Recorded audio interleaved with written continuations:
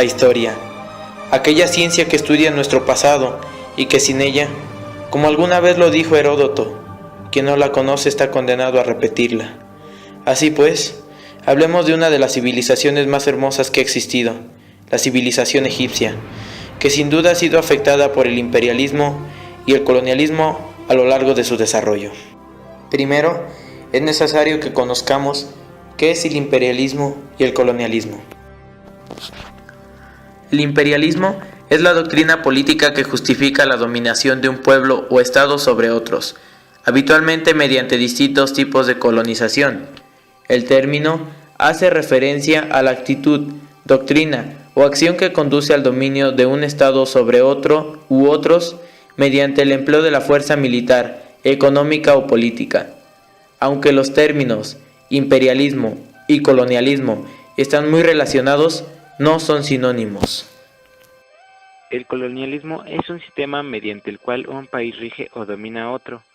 Por lo general, tras haberlo invadido, permanece incapaz de oponerse al invasor, social, económico, político y sobre todo militarmente. Los motivos para la colonización pueden ser apropiación de su tierra y con ella riquezas y recursos, estrategias militares, estrategia económica, reivindicaciones históricas, etc. Las consecuencias del imperialismo y el colonialismo son las siguientes. Por una parte se termina explotando al país dominado. Para los pueblos colonizados, el proceso imperialista significa la imposición de una civilización distinta que originó una profunda crisis en las culturas autócratas. El europeo, convencido de que su cultura era la más avanzada, sentía la obligación de darla a conocer y de buscar los medios para que los demás la hicieran suya. Así, propaga sus costumbres, religión y concepciones filosóficas. El desarrollo económico de las colonias se promueve de acuerdo a los intereses y necesidades de los colonizadores. Las obras de infraestructura, como ferrocarriles y puertos, transforman la base económica de los territorios coloniales. De los cultivos de subsistencia se pasa a los sistemas de plantaciones. Pueblos enteros vieron destruidas sus tradiciones, creándose con ello un motivo permanente de futuros conflictos.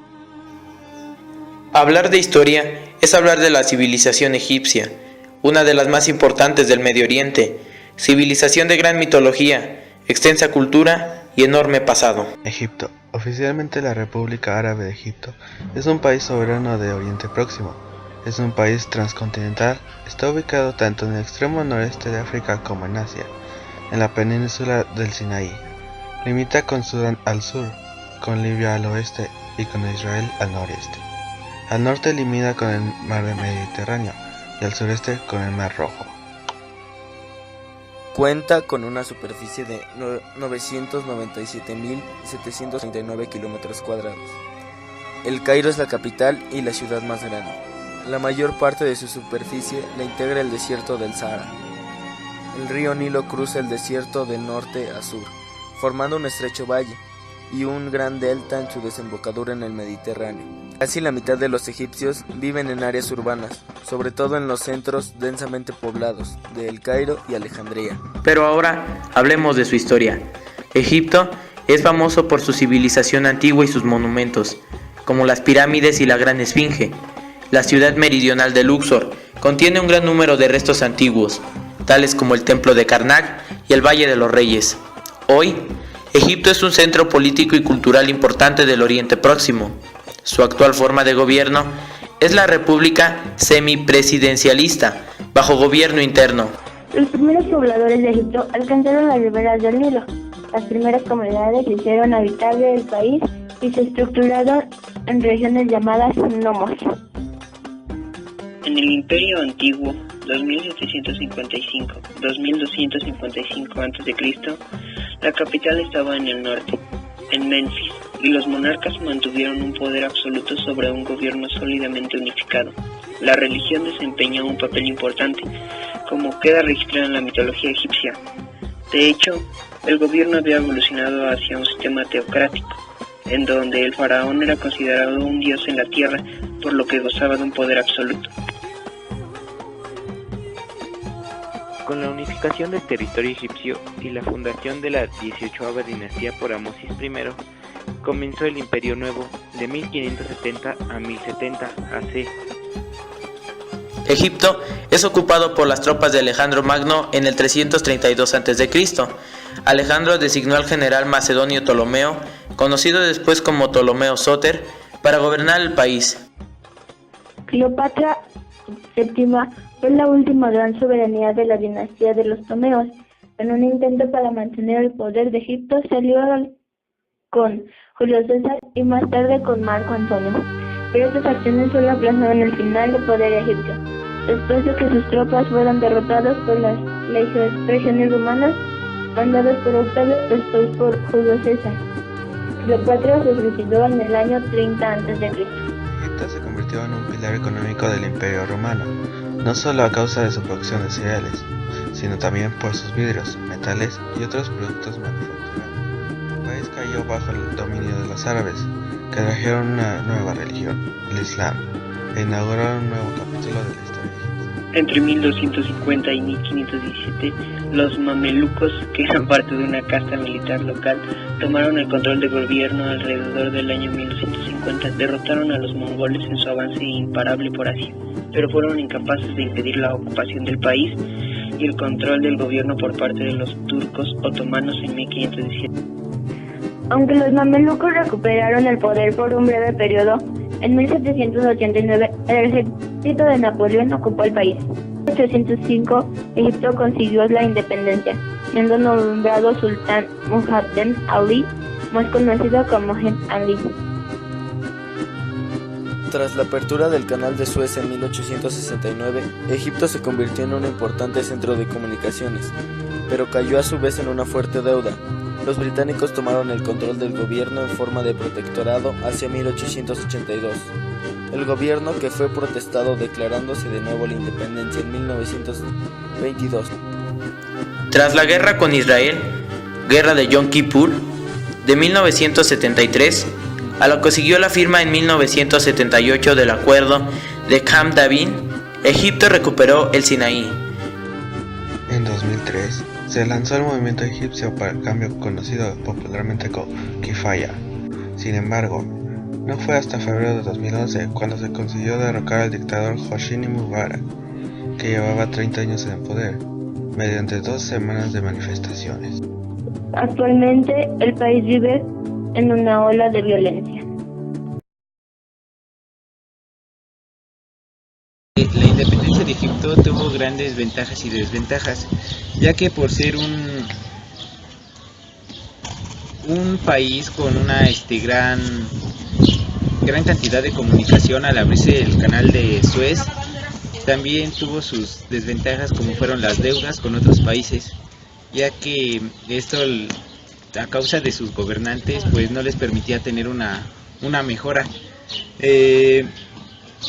También, al no poder sobresalirse, pues los países que llegaban a gobernarlos pues tenían que utilizar sus tierras, y también esto fue una gran desventaja para ellos porque no las dejaban utilizarlas. Por eso para mí esta independencia como que tiene un gran grado de interés, porque les ayudó a mejorar tanto política, económicamente y social, a que sean mejores y ahora tengan una gran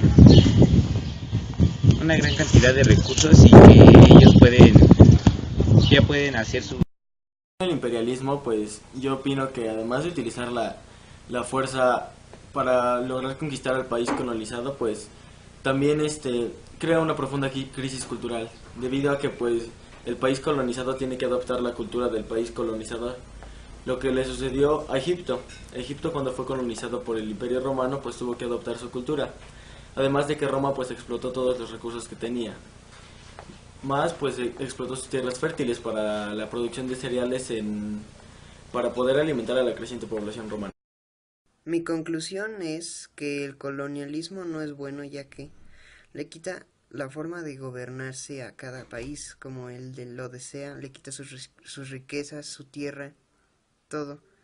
El imperialismo tampoco es bueno porque domina a los países, aunque por otro lado puede que les ayude si es que están menos desarrollados, y podría ser como una pequeña ayuda en lo que logran independizarse, como le pasó a Egipto, que primero fue dominado por romanos y que eran un gran sustento económico.